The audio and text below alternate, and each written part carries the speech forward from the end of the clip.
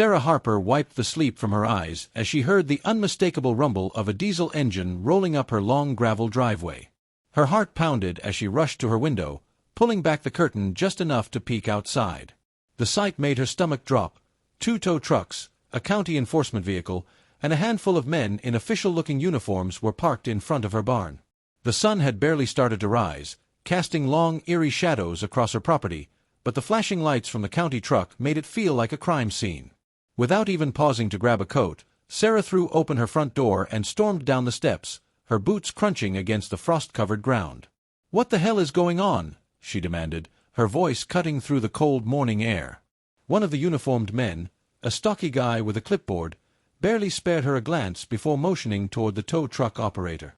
"Ms. Harper, per order of the Willow Creek Homeowners Association and County Zoning Enforcement, your animals are being seized due to multiple violations of residential property regulations." Sarah's breath caught in her throat. "Willow Creek HOA?" she echoed, confused. "I don't belong to any HOA. This is my family's farm. We've lived here for over 40 years. The clipboard-wielding official sighed as if he had heard this all before and was tired of dealing with it. "As of last month, your property was rezoned into the Willow Creek Estates HOA jurisdiction. You were notified by mail," he added flatly. Sarah felt as if the ground beneath her had suddenly shifted. She hadn't received any such notice, and even if she had, how could a private HOA simply take over her land? Before she could argue further, the tow truck operator opened the back of his truck, and Sarah's blood boiled as she watched them start loading up her rescue animals. Her goats bleated in protest, her aging horse stomped nervously, and her 2 pot-bellied pigs squealed as they were corralled into a transport trailer. "You can't do this!" Sarah shouted, rushing toward the tow truck. But before she could get close, another officer stepped in front of her, hand resting casually on his holster. "Ma'am, step back," he warned, his tone leaving no room for argument. Just as Sarah was about to demand to see some paperwork, a sleek black SUV rolled up, its tinted windows gleaming under the morning light. The vehicle came to a smooth stop, and a woman in a tailored gray blazer stepped out, exuding an air of quiet authority. Judith Mercer, the president of the Willow Creek Estates Homeowners Association, regarded Sarah with a polite but firm expression, her sharp green eyes assessing the chaotic scene as though it were merely a mild inconvenience. "Ms. Harper," Judith said with a practiced smile, her voice smooth as silk, "I understand this must be a shock for you, but we did attempt to reach out multiple times. Your property was recently rezoned, and as such, it is now subject to the community standards and guidelines of Willow Creek Estates." Sarah's fists clenched at her sides. "I don't live in Willow Creek Estates," she growled. "This is my land. My family's land." Judith offered a sympathetic tilt of her head, but didn't lose the smug glint in her eyes. "I understand that change can be difficult, but you are now part of our community, and we all must adhere to the same rules." Before Sarah could get another word out, Judith gestured toward the tow trucks. "And unfortunately, your farm animals violate several HOA regulations, including restrictions on livestock within residential zones. Since you failed to voluntarily comply, enforcement measures have been taken." Sarah could barely breathe. "Voluntarily comply?" she echoed incredulously. "I never even got a chance to fight this. You can't just make my land part of your HOA without my permission." Judith sighed, her expression one of carefully measured patience. "I'm afraid that's not how it works, Ms. Harper. The rezoning was approved through the proper channels, and as a result, you are responsible for following our rules." Sarah felt her whole body shaking with anger, but before she could argue, Judith pulled a neatly folded envelope from her blazer pocket and held it out. "This is your official notice of membership," she said smoothly, "along with your first bill for association dues." Sarah hesitated for only a moment before snatching the envelope and tearing it open. The bold print at the top made her blood run cold. "Past due HOA fees, $2,300. Immediate payment required." Sarah's hands trembled as she scanned the letter. Below the demand for payment was another notice, this one even worse. "Notice of violation. Immediate removal of all farm animals required. Failure to comply will result in additional fines." Her vision blurred with fury as she looked up at Judith, who was watching her with an air of practiced detachment. "This is insane," Sarah hissed, gripping the paper so tightly it crumpled in her fist. My family has owned this land for over 40 years. We never agreed to be part of your HOA. Judith didn't flinch. The rezoning was handled legally, and the decision was made in the best interest of the community. If you have concerns, you are welcome to bring them up at the next HOA meeting. Sarah let out a bitter laugh, her frustration bubbling over. Oh, I'll bring it up, all right. But let me guess, your little HOA board has the final say on everything. Judith's expression didn't change, but the hint of amusement in her eyes told Sarah everything she needed to know. We do operate under majority rule, she said smoothly. But I assure you, everything is done fairly. Sarah felt a fresh wave of rage wash over her. Fairly? Nothing about this was fair. Judith took a step closer, lowering her voice. I suggest you cooperate, Ms. Harper. Fighting us will only make things harder for you. Sarah swallowed down the sharp retort on the tip of her tongue, her mind racing. She knew a threat when she heard one. Judith Mercer might be speaking in polite, measured tones, but the message was clear. Fall in line, or we'll make your life hell.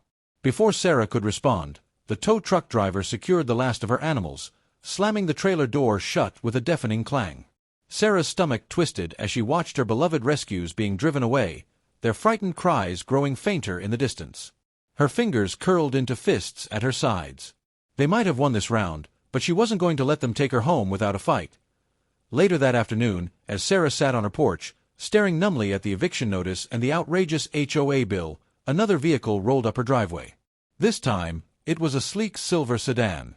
The man who stepped out was tall, sharply dressed, and had the same cold, calculating gaze as Judith Mercer. Ms. Harper, he greeted, his voice smooth and businesslike. I'm Tyler Mercer, with Willow Creek Development, LLC. Sarah's jaw tightened. Let me guess, she said bitterly. You're the one behind this mess. Tyler smirked. In a way, yes. Our company petitioned the county to incorporate your property into the HOA. The request was approved last month. Sarah's breath hitched. You did this. Tyler shrugged as if it were no big deal. The county saw the benefit in making your land part of a unified, well-maintained community. Sarah felt her chest tighten. You mean they saw the benefit in lining their pockets, she snapped. Tyler chuckled. Now, let's not be dramatic. This is just business, Ms. Harper. And I suggest you start thinking about. Sarah stood frozen as the last of her animals were hauled away, their cries fading into the distance. Her hands clenched into fists so tightly that her nails bit into her palms. The morning chill had long since disappeared, replaced by a burning fury in her chest. She wanted to scream, to fight, to do something, but she knew that physically stopping them would only get her arrested. The county officer handed her another paper, this one bearing an even more gut-wrenching blow, a $4,500 fine for unauthorized livestock within a residential area. Sarah snatched the paper, barely able to read the words through the haze of rage clouding her vision. Judith Mercer, still standing near her sleek black SUV, watched the entire scene with a placid, almost bored expression. I do hope you'll take this opportunity to reconsider your place in our community, Ms. Harper, she said smoothly. Compliance is always easier than resistance. Sarah felt her pulse thunder in her ears. Compliance. She had spent years rescuing animals that had been abandoned or mistreated, nursing them back to health and giving them a second chance. Those animals weren't just property, they were family. And now, they had been ripped away from her under the guise of bureaucratic nonsense. This isn't over, she growled, voice shaking with fury. Not by a long shot. Judith only offered a polite smile, then turned to leave, her heels clicking against the gravel as if she hadn't just destroyed someone's livelihood. Desperate for justice, Sarah drove straight to the county sheriff's office, gripping the steering wheel so tightly her knuckles turned white. She burst through the doors, still clutching the violation notice in one hand. Sheriff Jenkins, a burly man in his late 50s, looked up from behind his desk with a tired sigh, as though he had been expecting her. Ms. Harper, he said, setting down his coffee. I already know why you're here. Sarah slammed the paperwork onto his desk. Then you know this is illegal, she snapped. They stole my animals. They fined me for rules I never agreed to. How is any of this allowed? Jenkins sighed and leaned back in his chair. Look, Sarah, he said, his tone laced with something that sounded almost like regret. "The paperwork is all in order. The rezoning was approved by the county, and as of last month, your land is officially part of the Willow Creek HOA. I don't like it any more than you do, but my hands are tied." Sarah's stomach twisted in disbelief. "Your hands are tied.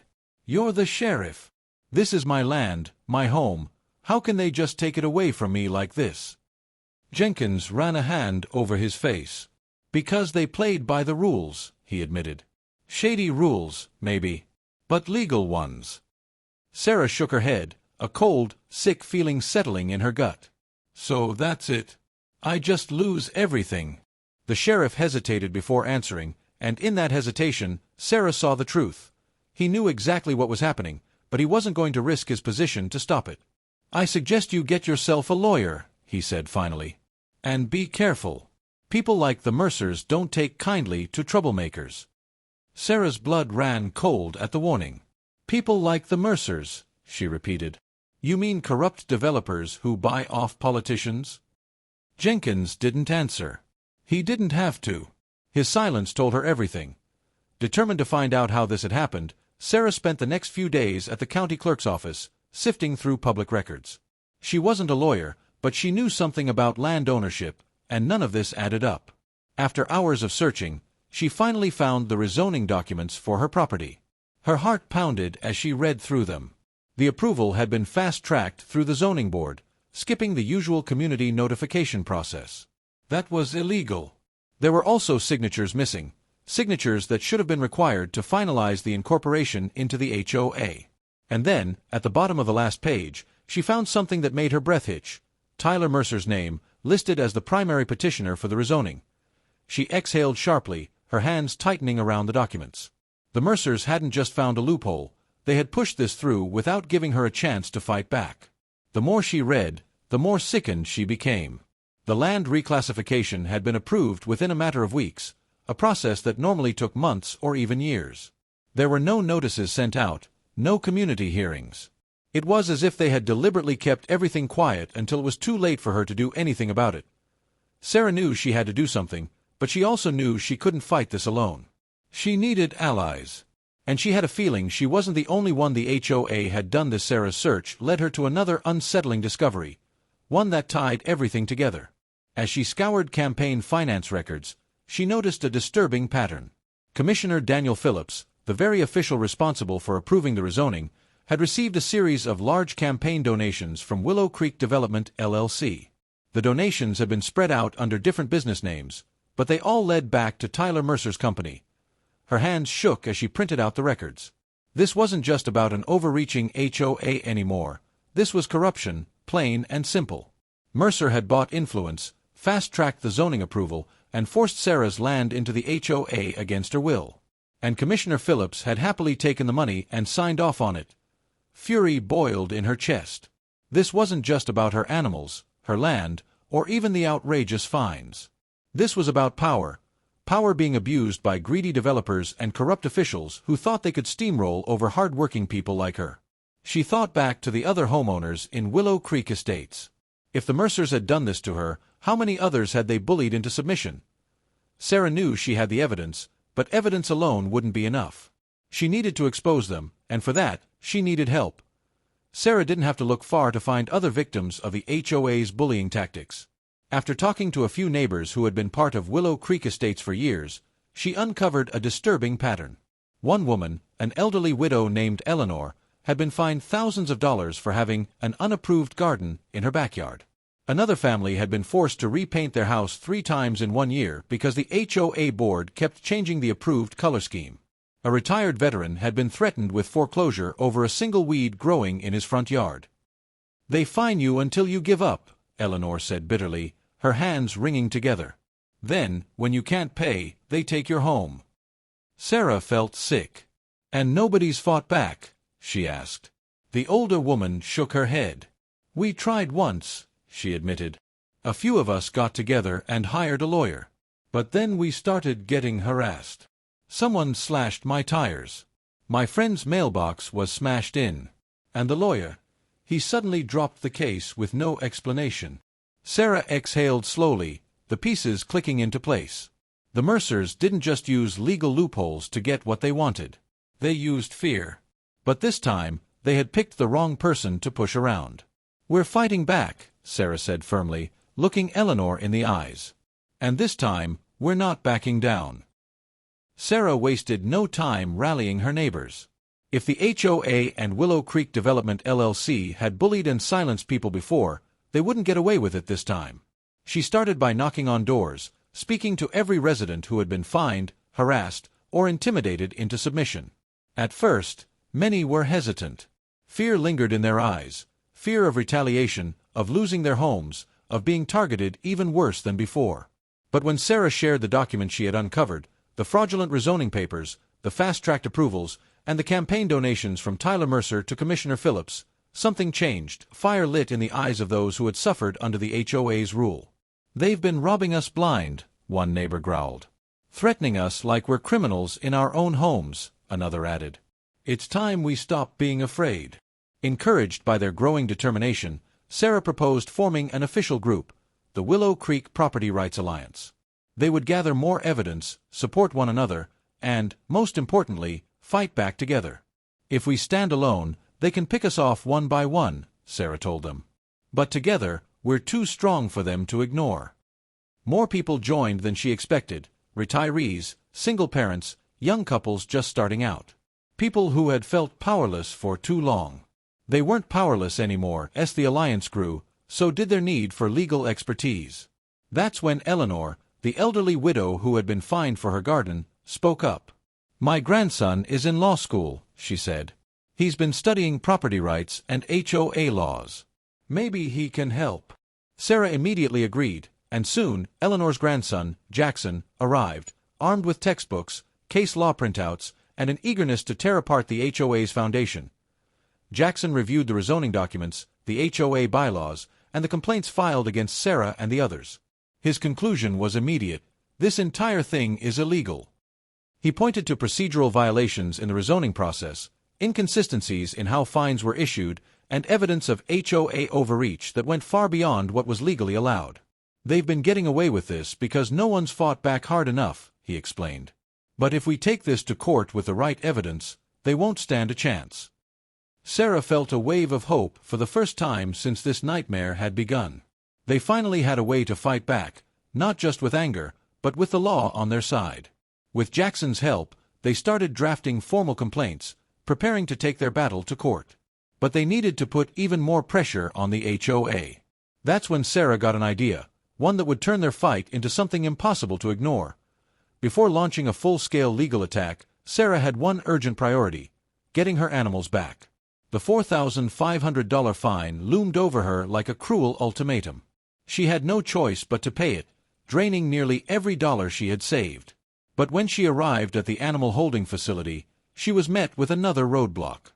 "You can take them back," the facility manager said, "but they can't stay on your property. The HOA still considers them a violation." Sarah gritted her teeth, forcing down the rage bubbling inside her. If she brought the animals home, they'd just be seized again. But she refused to let them suffer any longer in confinement.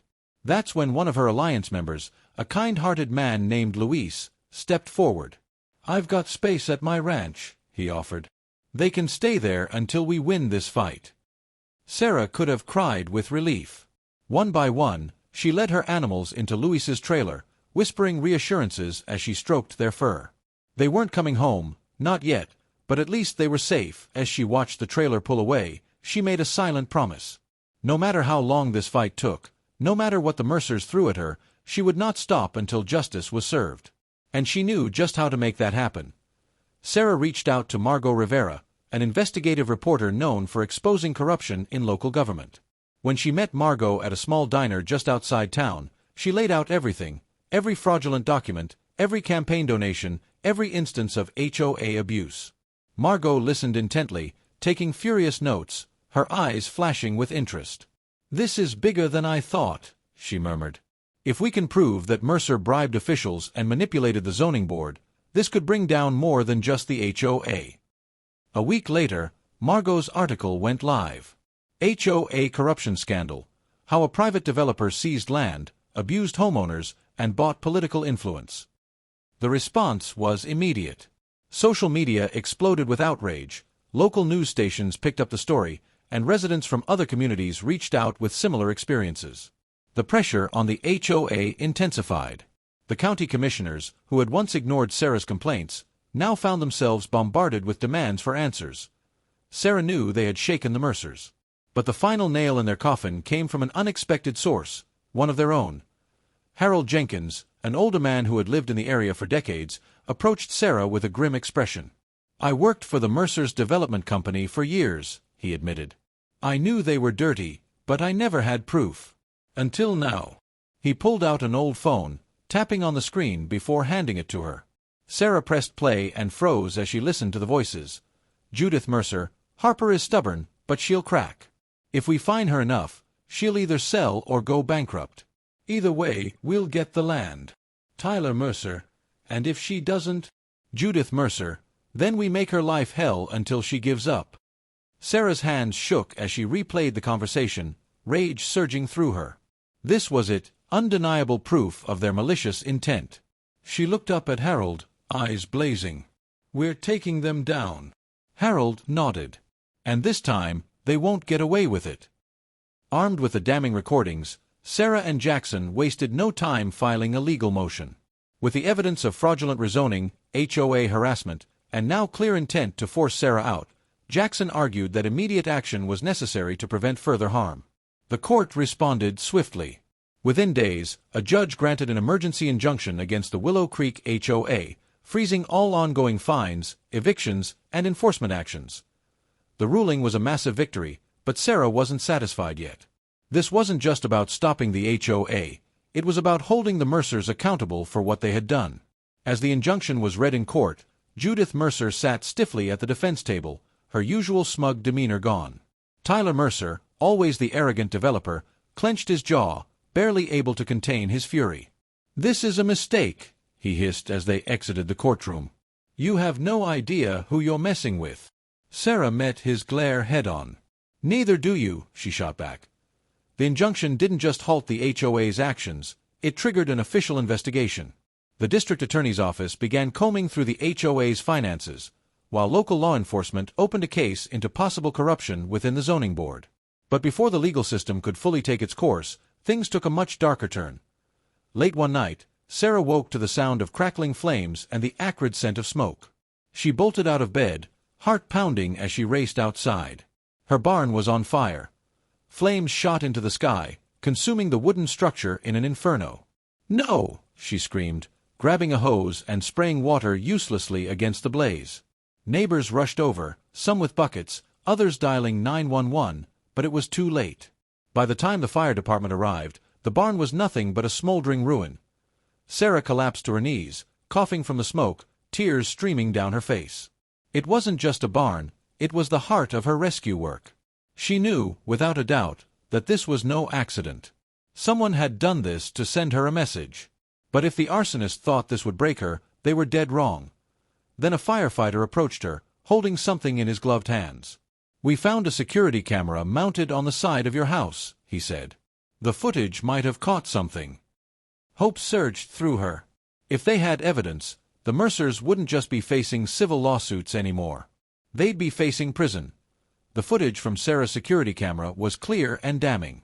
Tyler Mercer himself had been caught sneaking onto her property with a canister of gasoline. Moments later, he struck a match and tossed it onto the hay inside the barn. His face was unmistakable in the glow of the fire. The video went straight to the police, and within hours, Tyler Mercer was arrested for arson. The DA's office, already investigating the fraudulent rezoning, immediately escalated charges against both Tyler and Judith Mercer, not just for arson, but for fraud, conspiracy, and corruption. The arrest sent shockwaves through Willow Creek Estates. News stations swarmed the courthouse, covering every detail as the once powerful Mercers were hauled away in handcuffs. Tyler's arrogance had vanished, replaced by panicked disbelief. Judith, always composed, looked straight ahead, refusing to acknowledge the cameras flashing in her face. Their fall was swift and brutal. With the Mercers behind bars and the HOA under investigation, the balance of power shifted. For the first time, Sarah and her neighbors had the upper hand. But their fight wasn't over yet. With the Mercers gone, the remaining HOA board members scrambled to distance themselves. Some resigned immediately, while others tried to claim ignorance. But the community had had enough. The Willow Creek Property Rights Alliance filed a petition to dissolve the HOA entirely, arguing that it had been founded on fraudulent grounds. The county held an emergency vote, and the results were overwhelming. The residents wanted the HOA gone. Within weeks, the Willow Creek HOA was officially dissolved, its bylaws voided, and all outstanding fines forgiven. Sarah stood in front of the community that had once been divided by fear and control. "We did this together," she said, her voice steady. "We took back what was ours." The crowd erupted into cheers. The Mercers had tried to destroy them, but in the end, they had only made them stronger. The scars of the Mercers' rule remained: empty bank accounts from unjust fines, damaged homes from years of neglect, and, for Sarah, the ashes of her barn. But instead of dwelling on the losses, the community came together. Donations poured in from people who had followed Sarah's story, and volunteers showed up, hammers and nails in hand, ready to rebuild. Sarah's barn rose again, bigger and stronger than before. But it wasn't just her farm that was being restored, it was the entire neighborhood. The land the Mercers had hoarded for new developments was repurposed into a community garden, a therapy space, and a sanctuary for rescued animals. Willow Creek Estates was no longer a place of control and fear. It was a place of unity, of second chances, of freedom. And at the heart of it all was Sarah, the woman who refused to back down.